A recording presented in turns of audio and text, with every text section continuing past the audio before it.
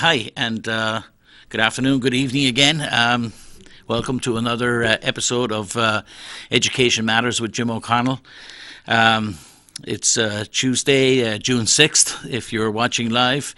As you probably know, the show is repeated at other times during the week, so you may be seeing it at other times. But if you're watching live on Tuesday the 6th at 6 p.m., from 6 to 7, you're on live, and we love to hear from you. The call-in number is 640-3091. It should be on the screen, so 640-3091.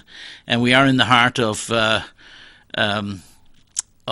budget. So tonight is perhaps the budget has to be approved by the second Tuesday in June, and so it's very likely that the budget there will be action on the budget tonight. There is a possibility you can go 2 weeks later, and that's this arcane thing which says that if a budget were proposed tonight, and if the mayor were to veto such a budget, that would delay the timeline by another 2 weeks, and it approaches towards the end of June before we'd have a decision. But more about that as we go on. I have to tell you, I spent the last this past weekend at graduation functions and parties and celebrations for multiple young men and women as they depart the Manchester school system, and it's such a joy for people, for grannies and granddads and aunts and uncles and just the whole community. And I know that joy was shared across MST with its graduating class this year. They were the first ones to have the graduations early on Saturday morning, and then it rolled on to Central, and then I think West, and then Memorial. But in any case, there were wonderful, joyous scenes to be seen on social media, especially when you see these young people reaching the culmination of this part of their education career, at least. And then, I have to say, I also, without naming names, there were a couple of young people in there that I know had significant struggles during their teenage years, and some of whom had fallen behind or fallen out of school even, and a couple of those made great efforts with some significant help from others, and to see them walking up and accepting a diploma which they earned fully, it's quite moving to see a young person at the age of 18 who's already taken a knock back and has found a way to overcome it. So I congratulate everybody, all the families, all the kids. They're a wonderful example for our city, and whether they're going to the best colleges in the country, and some of them are, or they're going on to community college, or they're going out to work, or they're I think there's always a significant number. I mean, some tens of kids from Manchester join the military straight out of high school every year, and they're going off to all 5 services, and I commend them and their families for their willingness to go and serve, and also it's a wonderful career. The opportunities within the armed forces. I think most people think of sort of that tip of the spear thing, sort of gun carrying individual, and of course that's very admirable. But the services as a career, really, when kids get a little older, if they begin to look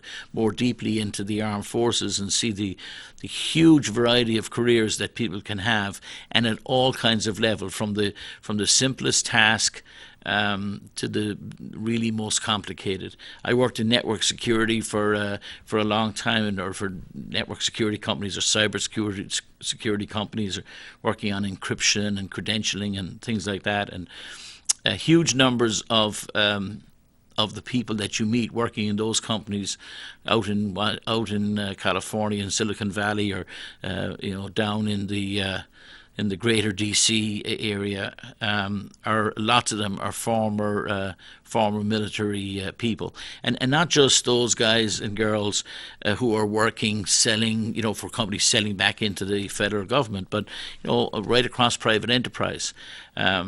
So anyway, a great weekend. I have to say that great weekend was tinged. It's in any of our lives. I think this happens, but there were a number of people who passed away or who had life celebrations this weekend, and so that was another element of this past weekend. I'd like to, as we come to the end of the school year as well, all of us with kids in schools will be. The kids are heading into their final week this week. Schools finish next Wednesday, so it will be. It'll be we'll be here for the summer, and it'll be interesting to see how everybody does, and etc. I know that the school district, Dr. Vargas, has had an emphasis on reading from the time he came to this district. He is a great believer, and I fully support him in this. He thinks every child in Manchester, or every child in America by extrapolation, but every child in America ought to have a library card, and so the schools are pushing that now. I don't know if it's quite a requirement. I'm just looking at. I have a website off my left here. It doesn't quite. I don't want to check in here. I don't see it right on the top of the Manchester School District screen, but they are suggesting that that during the summer, that every child in the Manchester School District acquire a library card, and some of those kids are going to be asked by teachers at the end of when they go back in September to produce the library card to be able to show that they have it. I know that I've seen, and I don't know which grades it is, so I don't know whether it's just by those grades or whether it's across all schools or not. But in addition to the normal summer reading requirement for older kids, there are some new requirements there, which is there's a wide choice of things that they might do, but they're required to visit a library, visit a museum, and it names and lists them all the opportunities, everything from the Audubon Society in Manchester to the Fishways, to the Sea Science Centre, to the Manchester Historical Society, the Courier Gallery, and on and on and on. But kids in I don't know if it's all classes, but at least in some classes, are going to be required to visit one of those one time during the summer, which is these sort of these efforts, I think, are important because they're not things that are going to cost the city money, but they have an important effect on kids. If every child in Manchester during this summer is exposed to some of what's available in terms of science or culture or art, etc., in the city, then that's definitely a good thing.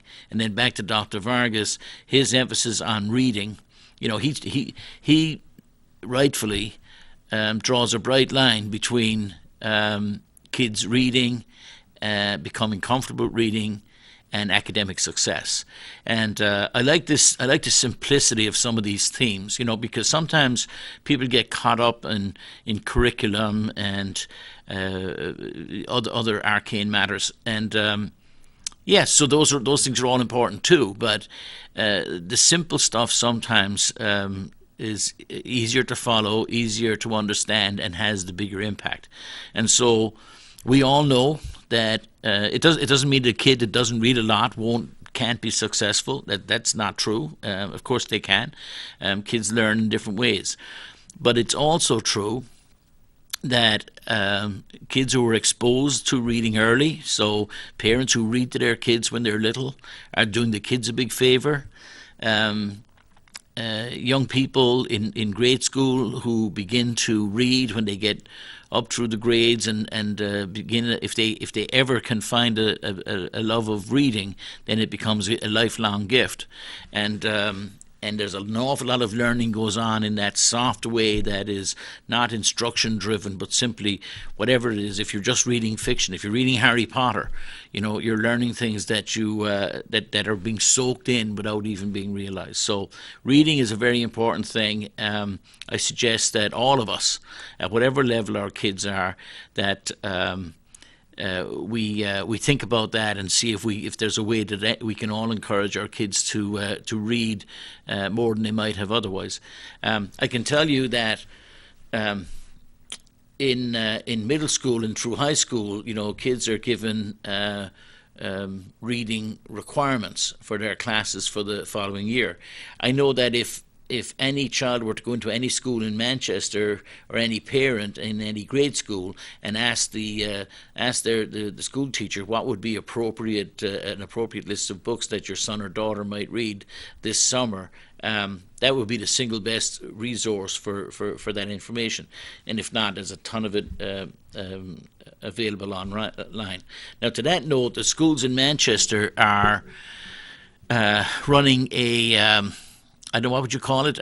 Maybe whatever the opposite of a book sale is, right? It's a book acquiring. So all the schools in Manchester will accept donations of appropriate. In this case, I just mean age appropriate. If they're young kids' books, then they should go to an elementary school, and if they're the rest is obvious, right? So they're all accepting. There are boxes at the. I've seen them at the elementary schools. I'm sure they're and I think I saw them at the middle schools too, and so I'm confident they're at the high schools as well. But if you have books in your house, and lots of us have, we're inclined to hang on to these books after the time of usage of our youngest kid.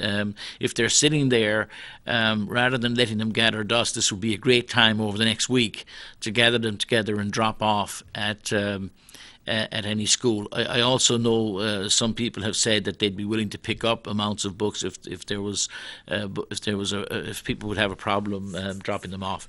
And obviously they want the books to be of some utility, etc. I can imagine people dropping off some dog-eared, well-worn, bug-ridden and bitten tome, but. Anyway, so it's a thought to keep in mind, because reading is an important determinant of how well people will do academically. It's just like Dr. Vargas, and I'm singing his praises here again. Another one of his simple but profound observances and things that he looks at is this idea of time in school and time in front of a teacher. And I think his early observation that in Manchester our kids didn't have enough time in front of teachers, I think was a good one. He has backed away a little bit from that because of I don't want to put words in his mouth, but he said it less frequently in recent months. But when we negotiated the contract two years ago with the or maybe it was 2 or 3 years ago with the hours-based calendar, we eliminated 5 days from the school year in Manchester, and we were told that based on the number of hours, they were going to have the same number of hours.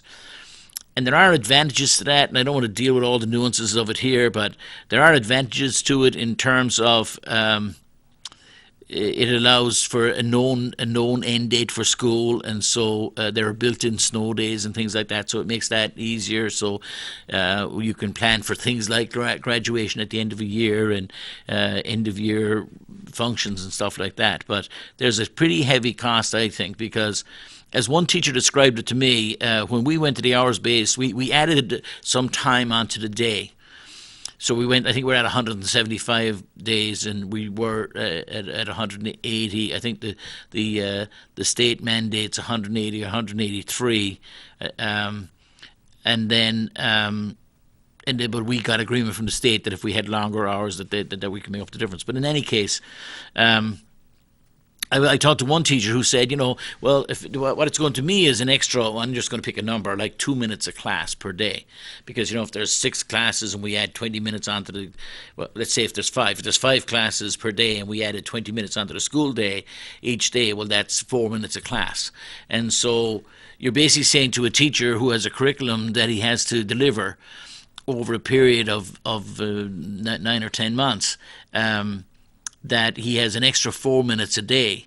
And if you're in the middle of teaching, something about the Napoleonic Wars or something, the difference between having 28 minutes and having 32 minutes, I'm sure it's beneficial to have the extra 4 minutes.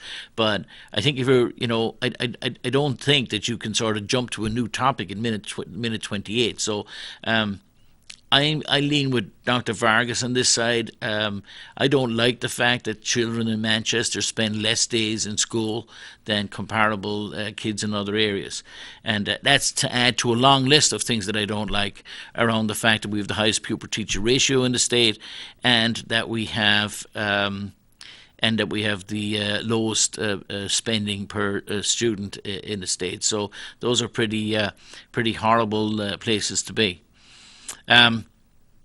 So again, I want to suggest to people that that the whole books thing that they consider doing that. All right, so onto the budget. It's Tuesday night, and so we're going to get this action on on the budget tonight, and I would suggest that anybody who was around tonight that they feel inclined to, that they go to City Hall for 7 o'clock, just as this show is ending basically tonight, and offer their opinion to the Board of Mayor and Aldermen, because it's very likely a decision will be made tonight. Also tonight, if you're watching this show, it's already a quarter of an hour gone, and so as of right now, there are about 45 minutes left in which you can vote if you live in wards 1, 2, or let me think, wards 1, 2, and 12, and then Hooksett, etc. So. That state Senate seat is coming up, and there's a primary there between Jim Normandin and Kevin Kavanagh, and so I will declare my bias. I'm a friend of Kevin Kavanagh's, and I think he would make a wonderful representative for the city up in Concord. As he describes himself, he's a blue-collar guy.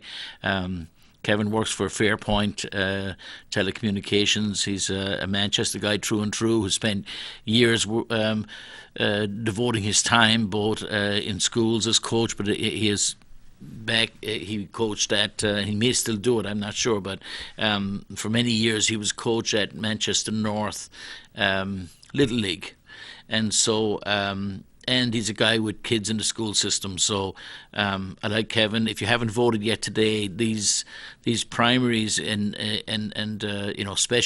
especially in special elections, are very low population things, and so every vote really does count. So and in the end, people should exercise their franchise anyway. So.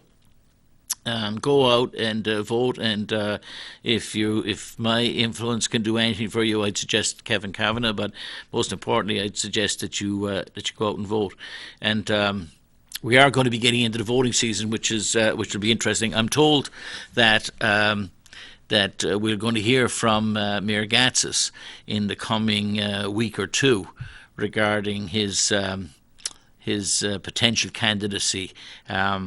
The reason why I'm not a gambler is because I'd be lousy at it, because and I'd lose a lot of money, which I don't have to lose in the first place. If I were a betting man back at the start of the year, in January, I would have said that the likelihood is that Ted Gatsis would not run for a fifth term as mayor, and based on the closeness of the race the last time with against Joyce Craig, and the fact that she's running again, and then the fact that he had lost the and pretty badly lost the primary for governor on the Republican primary. He had always boasted that he had never lost an election, and so I thought maybe he would have decided to he would have decided to pack up his boots. However, it seems the most recent word is, and none of this is directly from Mayor Gatsis, so we'll have to wait to hear from Mayor Gatsis, but the most recent word is now that he's likely to run and that he will make an announcement in the coming week as soon as the school budget issue has been resolved, which may well be tonight. So that will mean that we'll be in when we talk next week. We should probably we'll be in the early stages. We'll know what the scope and scale of the upcoming elections will look like, as far as at least as far as the mayor's race is concerned. I make no secret of it that Mayor Gatsis and I don't see eye to eye when it comes to schools. It doesn't mean that we don't see eye to eye at all, and over time I think we've maybe it's because I've learned more about him, but I don't think so. I just think that there's been some change there, but I understand why people vote for Mayor Gatsis. It's sort of clear that he has an ambiance, a political something about him, and he's a very strong guy, and he's obviously he sees himself as a leader, and my problem is that I don't think he's been a leader, and or at least he leads in the areas and leads the city in a way that I'm not a big fan of.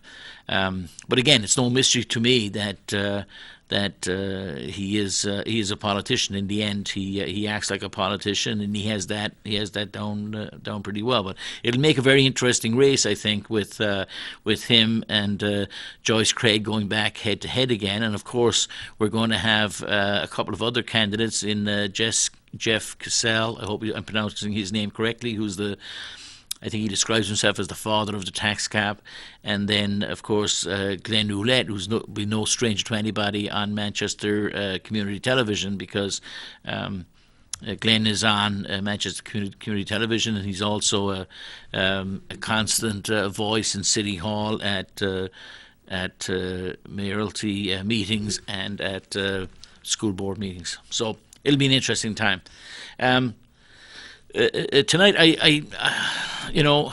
we're facing into this thing tonight, and the budget, and what bothers me most about it is the lack of forthrightness about where we stand and where we're at, because we could agree to disagree, perhaps, about the way forward, but as I was describing to you last week, I've been taken aback a little bit with the people's insistence on misrepresenting the true nature of where we are in the city, and that just annoys me a lot, because I take people at their word. It's not that I'm a simple person or something, but I expect that everybody is going to try and be forthright and represent their position. And in the end, I have friends, ladies and gentlemen, who've got every possible political opinion you could imagine, just like they've got every possible opinion about,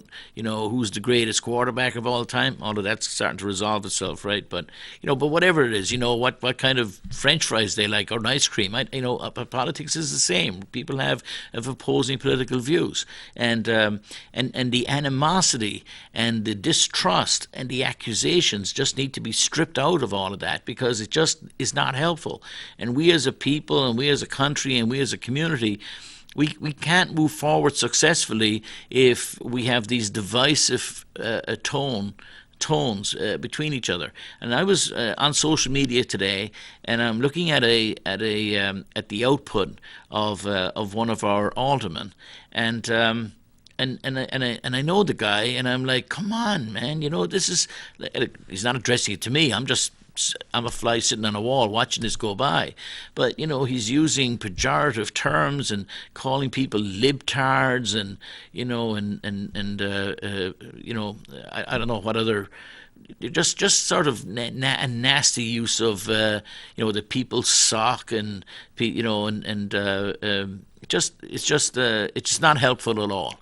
And then to sort of put on your different hat and go out and sit at City Hall and and pretend like you're magnanimous and you're there to represent all the people. You can't be calling half the people or a third or whatever it is of people names and then expect to have a respectful conversation with them. So my wish would be that Aldermen in particular, but Aldermen and school board members would cut that out and start being respectful of each other and respectful of just of people, and especially people who don't agree with them. If anybody was watching school board or board of mayor and alderman meetings over recent months, I have sort of taken up the mantle again in recent months and going back to those school boards to represent the opinion that, no, actually, let me not say that because it's not an opinion. To tell them, to share with them the fact that we do have the problems that we have in our schools, because I get tired of listening to. I feel as though I'm watching a movie or something. Like, do we live in the same city? And ladies and gentlemen, my point here is that these are not matters of opinion. They're simple facts. So when I hear people repeat in recent weeks, I mean, the narrative on the press, the narrative out in the world, even the most benevolent of people are out there. They're saying, well, we're reducing teachers. We have to reduce 14 teachers because of declining school populations. And I'm like, no, that's not right. It's a half truth, and it's frustrating to hear people who claim that they know what they're talking about repeating that, because they're doing one of two things. If they are saying that we're eliminating teachers, we're firing 14 people. People don't like me saying firing because, well, they're not being fired. Somebody talked to me the other day, was saying that, Jim, when you use the word they're firing people, it means that people are usually fired for cause. It means that they weren't that good at their job, or they were caught doing something that wasn't right or whatever, so you shouldn't use the word fired. Well, I use the word fired because it's a forceful word. Because I think when you send somebody home and there's a husband and wife and a few kids sitting at a kitchen table and there's no check starting on the 1st of June or the 1st of July for somebody who has given time and energy, and especially those who have worked hard with our kids and our kids love them and they are great in their schools, and to be sending those people home, I call that firing.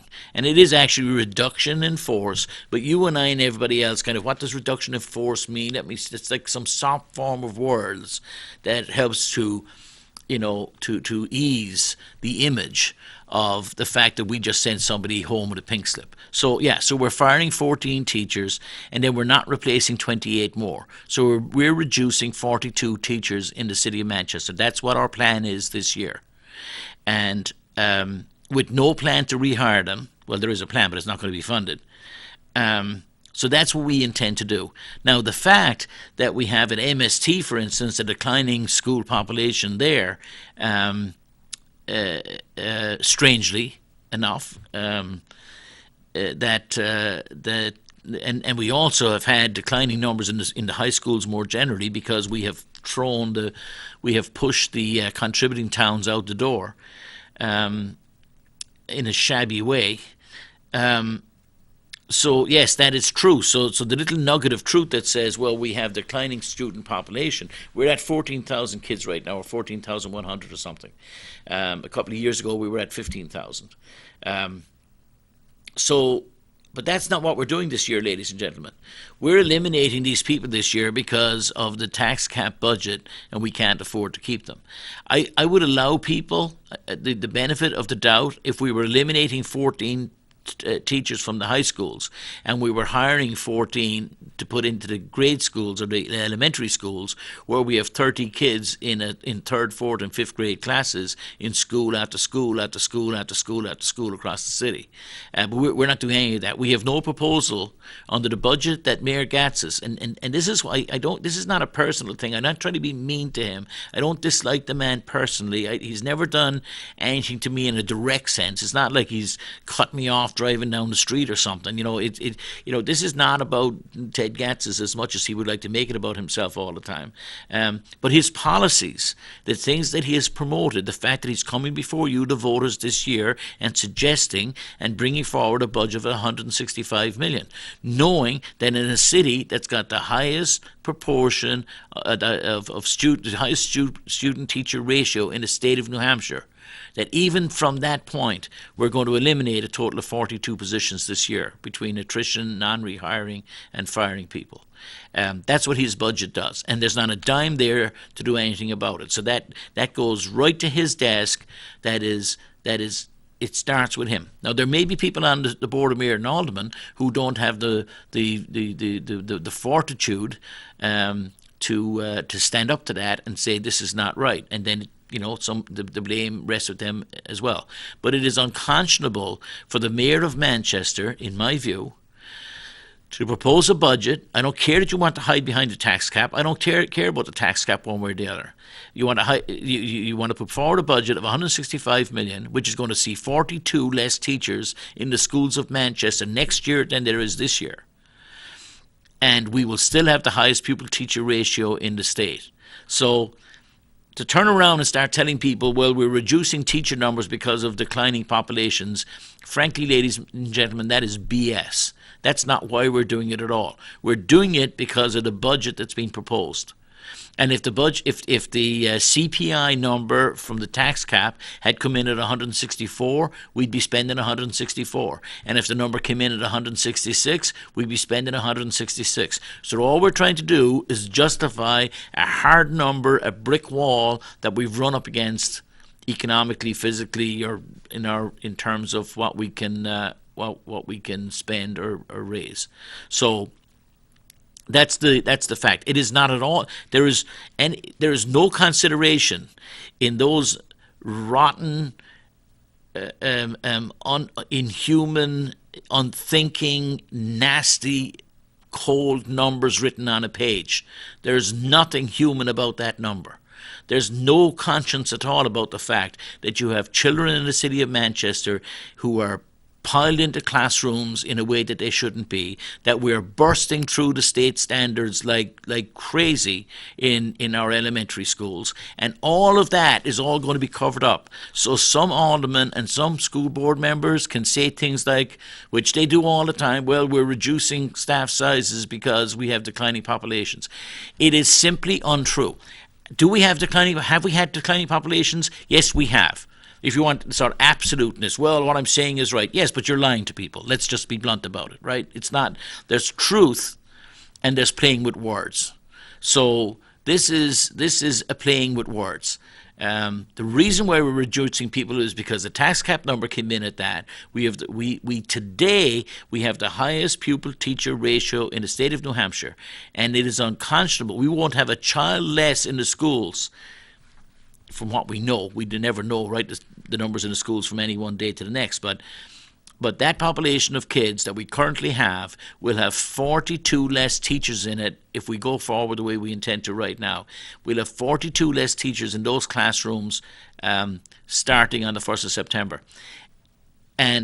And remember, we've got 22 schools, so that's roughly 2 teachers per school, wherever you spread it out. And we may move around the deck chairs on the Titanic, to use that metaphor, and we'll play around with it. We'll put some lipstick on the pig, to use another metaphor, and then we'll have Mayor Gatsis, like he always does, drive around the city on the 1st of September, and all he's missing is a chauffeur and an open top car so he can do the Churchillian wave, and tell us that everything is great and everything is wonderful.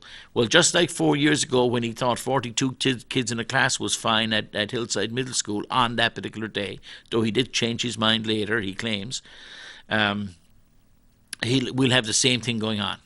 I called into a show this past week to a person I consider a friend of mine. He's a good guy, and many of these people are friends of mine. I'm not. This is not personal, ladies and gentlemen. It's been a while since I've said it, but I need all the friends I can get. I don't want to lose one of you, or I don't want to have anybody. And there are some people like this because they can't take a differing political view from theirs. They can't, they won't come and accuse you of mistruths or something, because they can't, because I'd be happy to be corrected if I'm incorrect in anything that I'm saying. But, they just get upset because they don't like They just don't like the truth, so they'd prefer to avoid it and stick their head in the sands. And we're seeing more and more and more of that as people fall back into their little bailiwicks. But yeah, I don't want to, I don't want to lose a single friend of mine, or I want anybody to be feeling hurt because of the fact that I want to repeat again and again and again the truths about the situation in the city of Manchester. It may be an inconvenient truth. It may be a truth that people would prefer not to hear, because it would force people to make hard decisions. And how does your alderman or your school board member that you like and you trust and you voted for, how are they going to face you if they vote to override the tax cap and they increase taxes by 4%? And if they don't have the courage to do that and to face you down and explain to you why that is necessary, well, then they can shout at me, I guess, instead. But it doesn't. What I won't let them do, and the purpose of what I'm doing here is to ensure, insofar in my own little way, is to ensure that they don't get away with simply repeating falsehoods like I hear being repeated all the time. And the frustrating thing, what's frustrating as all hell, ladies and gentlemen, is that some of the people repeating those falsehoods just don't know they're falsehoods. There's an important minority that do, and are fully aware of the fact that they're hoping that you're not paying attention and that you don't really know and that you're a little confused, and since you don't have a newspaper in Manchester that's supportive of education, and I never, as you know, any of you who've listened to the show for a long time will know, I'm not in the habit of attacking the Union Leader. I'm happy with the Union Leader being what it is. It's a right-wing conservative newspaper. It doesn't pretend to be anything else. I'm happy with that honesty. I'm fine with that. I don't expect, if I choose to buy the Union Leader, I know that I'm buying a newspaper whose opinion is conservative or libertarian, and I'll go and buy it anyway for whatever I want to get from it.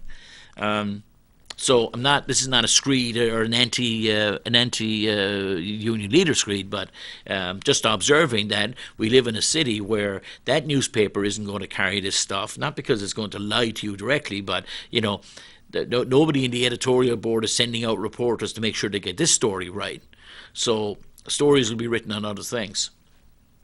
But the fact is, we live in a city where the pupil-teacher ratio is higher than every other town, village, and corner in the state of New Hampshire. I called into somebody last week, and I said, and it was Pat Long, Alderman Pat Long, who works hard for the city and is a good alderman and a nice guy, and loves Manchester and means well. And I called into his show, and he was a guest, and I said, I just made the point to him because somebody had mentioned about cherry picking numbers, and I just, as an example, my 2 kids, of my 3 kids, I'll have 2 in Central High School next year. Well, those 2 kids, one was last year was a junior and one was a freshman. One was in a math class of 32, and a high-level math class, or 3 or 4 A-level math class, pre-calculus, I think, in the case of the junior, and then whatever the math was for freshmen, again, a level 3 or 4 class as freshmen. Now, that was 31 and 32 kids per class. The state maximum is 28.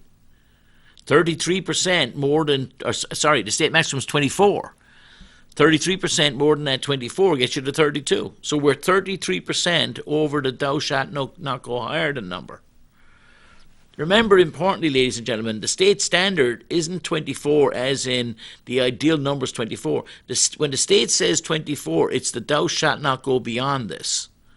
This is the maximum that you're meant to have in classrooms. They believe it's dysfunctional once you hit that 24 number. They believe it is educationally unsound.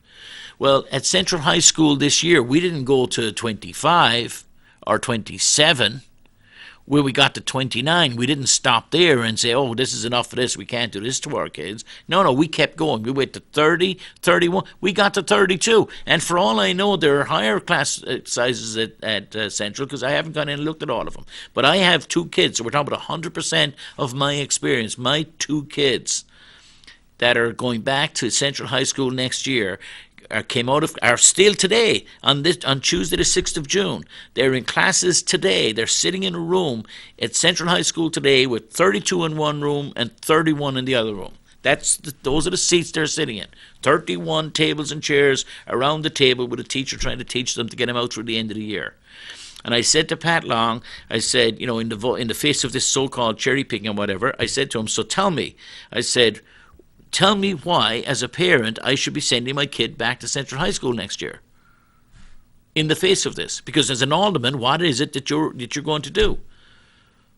And the answer I got back, which was disappointing to me, was great things are happening in our schools. You should see the awards we've won, and I'm like, what a load of poppycock, Pat. And I didn't start off this to attack Pat Long. Like I say, I like the guy, and I know he means well, but he was just defensive. He had no answer to the question that I put to him. He had no answer. Because the fact is, he's going to try and do his best to do something with the budget. I'm sure he's going to try and wangle some additional money if he can. And God bless him. I'm hoping he's successful. But the point, but what I was trying to make those people realize, it was on Joe Kelly Lavasso's show, and Joe was there, and Ed and Pat Long, and I'm saying, first of all, they had said that we're downsizing teachers because of declining populations, and I said BS to that. We're actually removing 42 teachers from a system that's already got class sizes way too big, way bigger than they should be. And we're basically warehousing kids when it comes to some of our elementary classes. And rather than answer the question to a guy like me who's a lover of Manchester and somebody who's high on Manchester and believes deeply in Manchester, even as a non-native of Manchester, it's a place that's been very good to me, and I want to see it succeed, and I have many friends here, and I want to see them live. I want Manchester to live to the potential that it has, and I'm tired of small-minded, self-important, self-serving, self-protecting politicians holding the city back. And so in this case, Pat didn't have an answer to, he wasn't able to say to me, as an alderman in this city, I guarantee you that next year at Central High School, those classes will not go over 30. Or those classes will not go over 28. Or God forbid, those classes won't go over the flipping state absolute maximum of 24, which you should never have crossed in the first place. So my idea is, my point is that the Board of Mayor and Aldermen and the school board, and in particular the mayor, should be sitting with their heads bowed, with bright red faces, ashamed of that which they've done. And they ought to be ashamed that they're willing to even utter the words that they will support budgets that do this to our kids. That's how I feel about it. I feel that's how they should be. And this goes back to the core issue again, but instead of dealing with the actual issue and telling me, Jim O'Connell, to just one parent, telling me tell me about my two kids, what are you going to actually fix for them? Like, do you have any proposal? And the problem, ladies and gentlemen, is, of course, it's not that they don't have a proposal for it. They do have a proposal. Their proposal is to make it worse. That's their proposal. Their proposal is to eliminate so that my kids will now be doing Latin through some VLAX or something, because that's going to be all taken away after having multiple teachers for their high school career anyway. And whatever other cuts that happen to the English department and other departments, and we'll see what programs might be lost or might not. So I just want an honest conversation. Stop blowing smoke up my left nostril. I'm all done with that, ladies and gentlemen. And I want you, the average person on the streets of Manchester, to be told the truth as well. And when some politician in Manchester today says to you, we're riffing, because we don't want to use the word firing, we're riffing 14 teachers because, we have declining populations, and that's their statement, then they're whether they know it or not, they're lying to you, because they're actually eliminating 42 positions. That's what's going to actually happen. And we already have a school system that has got the highest pupil-teacher ratio in the state, while we spend less than everybody else. But they won't tell you, because they don't want to get into a confrontation with you on the issue of we spend less than everybody else. So they want to use whatever the next convenient thing is to sort of blind you with that. So they want to talk about redistricting, for instance, which is the sort of the latest thing. And I'm disappointed, by the way, we didn't get redistricting done. And I hope to heck we get it done. And I hope it's done, like pulling off a Band-Aid. Let's just get it done. Because I do believe there are savings to be had. And greater equity to be had by redistricting, because there are clear issues of inequity in our school system as it is today. And some of that, let's deal with that later. But ladies and gentlemen, if you just, the facts that we know, go look at the state website and see we've got the highest pupil-teacher ratio in the state. So that's the average class sizes that we have in the state of New Hampshire are higher than everybody else's. And so that's not going to change when you redistrict. You're going to get some benefit to in certain corners of the city. So where there's room here, or where you've got capacity here, it will have benefits to the city. It will do nothing for that basic number. If you've got 14,000 students and you got X number of teachers, moving the kids around into different groups will have benefits from transportation point of view and utility point of view and other points of view. It will make no difference to the macro number, the big number, the major number, which is the number of kids against the number of teachers. We already have the highest in the state. I've seen it now for the fifth time tonight. We already have the highest in the state, and in the face of that, we're firing 42 more. And if you go and you listen to tonight's Boromir and Alderman meeting, which is likely to have a vote on this topic, you will be forgiven for thinking that that is not the circumstance in the state of Manchester, in the city of Manchester. That somehow that's not... that isn't how it is. That we're look at us, we're doing well, we're managing this, and we're not. And I have to tell you, ladies and gentlemen, what really bugs me about all of this is there's such an opportunity. We have Oracle computers who have acquired Dyn, for instance. I'm told there's 200 additional recs coming in for requisitions for staff. So the opposite of a RIF, right? So I feel bad for the people who lost their jobs at Velcro a couple of weeks back, and I'm hoping that the robust employment market will be good to them. But so Oracle has got recs coming into the city. There are so many. I hear that there are people in Hooksett who are not fully enamored with the choices that they've taken. I think it's important to note that the valedictorian of Central High School this year was a Hooksett kid. The valedictorian next year, unless something really strange happens, will be a Hooksett kid. So clearly, and that first kid's heading off to Harvard, and so that's just one young man, but the fact that Manchester School District and Manchester Schools is still capable and does actually turn out the best students, putting them into the best schools. I think if you're in Hooksett, you might be looking again at driving for hours back and forth across the state of New Hampshire to chase after something that isn't quite that greener grass on the other side, that might not be quite so green. But that argument is very hard to make when the language choices at their alternative schools are greater than the language choices we have. You can't study Chinese in Manchester. It's just not offered. And maybe some of you think it's a step too far. Maybe that's a world language we shouldn't have. I don't know. I know that at Merrimack High School you can study Arabic.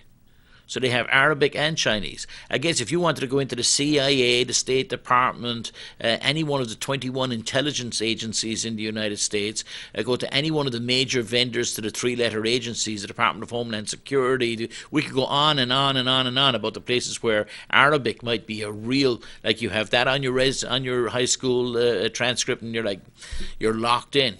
West Point, doors wide open, come right in. Naval Academy, got you right in.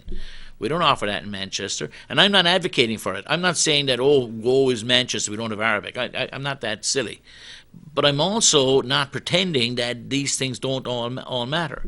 We don't have a talented and gifted program. So if you've got some kid who's off the charts, we're a big enough city. We should have a talented and gifted program so that the very best kids, when we have a kid kids who are winning national awards, and we have had kids this year win national awards for little old Manchester, tiny little Manchester, 250th largest city in the union. Not that big, not that important. And for us to win a national award is amazing if you look at the size of the United States and the population of the United States, etc. For a Manchester kid to go out and win a US-wide national award is just an amazing thing. And we ought to have programs in place for them. So there is a real cost to this stuff. We're not getting that which we require. I also know that there are one in particular, charter school, which is a rather popular one in the city of Manchester, that is bleeding students out of there left, right and centre. The names that I have heard that are coming out of one of those charter schools this year, I'm amazed. Parents that I know pretty well whose kids have been there, and they're pulling them out and putting them into Manchester Public Schools.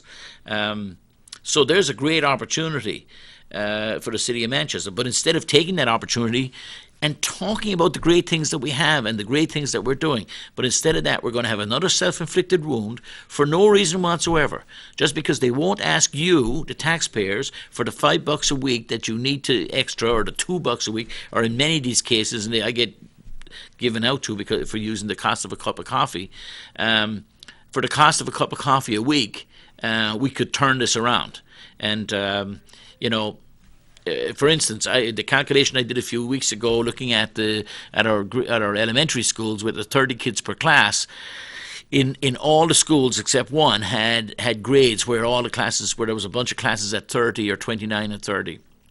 And so just based on those numbers, the most egregious part of the problem, I came up with 21. If you got 21 teachers, you could move the worst of those classes. You could move the 30s down to that 22 number per class, which would be way big enough for kids in grade school. So now it turns out, just to give you an idea of order of magnitude, 20 new teachers roughly costs about $50,000 a year, give or take a teacher. So we're talking about roughly about $1 million. So 1% of our budget is $1.65 million. And remember, the school budget is only part of the total budget you pay in taxes. So it's about 0.5%, or sorry, about 0.65%. On the school side, which would turn out to be about a 0.3% additional tax rate to hire those 21 teachers. If we put a 0.3% roughly, don't all go mad if I'm off by a point or two, it might be 0.5% then. But roughly speaking, because I haven't done it before this show, but it seems to me about a 0.35, 0.3, something like that. Additional taxes in Manchester, that would deliver the 20 teachers we would need to be able to say that we have no classes at 30 in our elementary schools. How nice would that be heading into the year 2018? That'd be a nice thing to do for our citizens. And what the heck does 0.3 mean to you? If you're spending it's $30 per thousand, so of actual taxes, not a valuation of actual taxes. So if you're spending $3,000, then it would cost you $90. If your taxes are $4,000, it costs you $120. You're still talking about $2 a week, $2.50 a week, whatever it is. And I don't take that lightly, and I know people are living on pensions and there are people on fixed income, and I understand all of that, but I'm just giving you the order of magnitude. The reason why we're doing this to our kids and why we're giving them challenges that some of them would not overcome, when we look in the rear view mirror here, folks, there are people who are being left behind. There are kids who are falling off the trailer. When we go back the road in many years to come, we'll find that trail behind us. And I guarantee you, we will pay for it one way or the other. You either bring a population and you lose opportunity on the front end. There are kids that you've dropped off who would have been major contributors, perhaps the next Bill Gates or the next Steve Jobs or the next whatever it is one of those kids that has been burnt off in Manchester today. Shame on us. Shame on Mayor Gatsis. Shame on the Board of Mayor and Aldermen. And shame on the school board. And frankly, shame on the taxpayers too. And shame on the electors for electing people who will allow this to happen.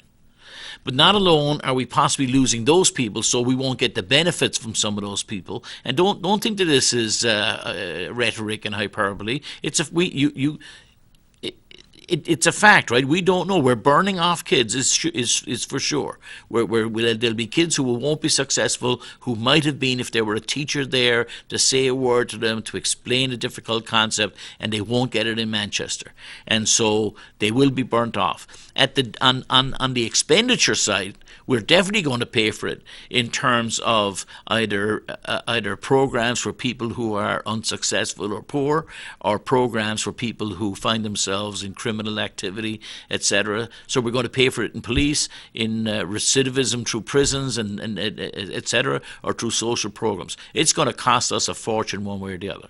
So it's unconscionable, and it's unfair, and it's wrong. And particularly what's wrong is the fact that people won't own up to it, that they will accuse. I'm not soft-skinned or anything, but they will prefer to accuse me of cherry picking when the facts are the facts, when they will mislead the population of Manchester by using half-truths about downsizing, etc. It is not right, and it is unfair. And that's the thing that's good. When you hear me get